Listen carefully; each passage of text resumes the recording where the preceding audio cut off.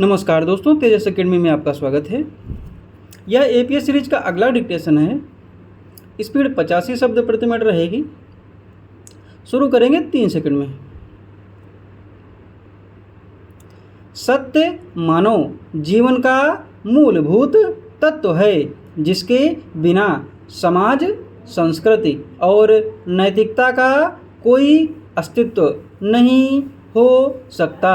सत्य की खोज मानवता के विकास की महत्वपूर्ण प्रक्रिया है, जिसने इतिहास को दिशा दी है और भविष्य को संवारने का काम किया है। सत्य को समझना एक जटिल कार्य है, क्योंकि यह एक अपेक्षाकृत और व्यक्तिगत दृष्टिकोण पर निर्भर करता है। विभिन्न दार्शनिक और धार्मिक ग्रंथों में सत्य की अलग अलग परिभाषाएं दी गई हैं। वेदांत दर्शन में सत्य को ब्रह्म के रूप में वर्णित किया गया है, जबकि बौद्ध धर्म में इसे धर्म के रूप में जाना जाता है। पश्चिमी दर्शन में सत्य को तार्किकता और प्रमाण के माध्यम से परिभाषित किया गया है। मानवता ने अपने आरंभिक दिनों से ही सत्य की खोज में गहरी रुचि दिखाई है।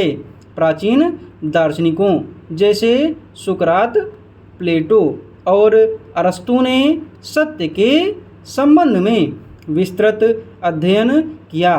भारतीय दर्शन में ऋषियों और मुनियों ने तपस्या और ध्यान के माध्यम से सत्य की खोज की। ये सभी प्रयास यह दर्शाते हैं कि सत्य की खोज एक निरंतर प्रक्रिया है, जो समय और स्थान से परे होती है। सत्य की खोज एक अद्वितीय यात्रा है, जो हमारे जीवन को अर्थपूर्ण और पूर्ण बनाती है। यह एक व्यक्तिगत और सामाजिक कर्तव्य है, जिसे हम सभी को निभाना चाहिए।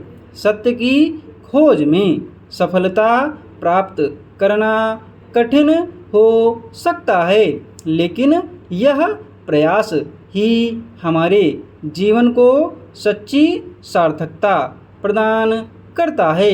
सत्य के प्रति समर्पण और सत्य की खोज की अनवरत प्रक्रिया ही हमें वास्तविक ज्ञान और मुक्ति की ओर ले जाती है।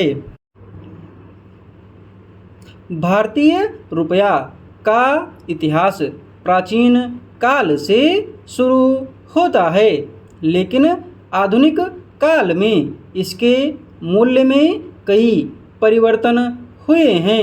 स्वतंत्रता के बाद से रुपया ने कई आर्थिक सुधारों और नीतियों के परिणाम स्वरूप विभिन्न स्थितियों का सामना किया है। 1991 के आर्थिक उदारीकरण के बाद रुपया ने वैश्विक बाजार के साथ अधिक निकटता से जुड़ाव देखा है, जिससे इसकी स्थिति में महत्वपूर्ण परिवर्तन आए हैं। भारत में विदेशी निवेश को बढ़ावा देने के लिए अनुकूल नीतियां अपनाने से भी रुपया की स्थिति मजबूत हो सकती है। रुपया की अंतर्राष्ट्रीय बाजार में स्थिति भारत की आर्थिक स्वास्थ्य का प्रतिबिंब है। इसकी स्थिरता के लिए सतत सुधार और नीतिगत हस्तक्षेप आवश्यक हैं।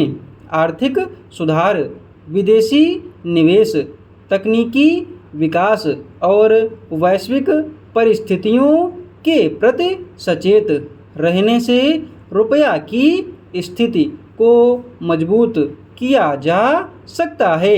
इसके साथ ही भारतीय अर्थव्यवस्था के विभिन्न क्षेत्रों में संतुलित विकास और नवाचार के माध्यम से हम रुपया को एक स्थिर और सुदृढ़ मुद्रा बना सकते हैं जो अंतर्राष्ट्रीय बाजार में मजबूती से खड़ा हो सके।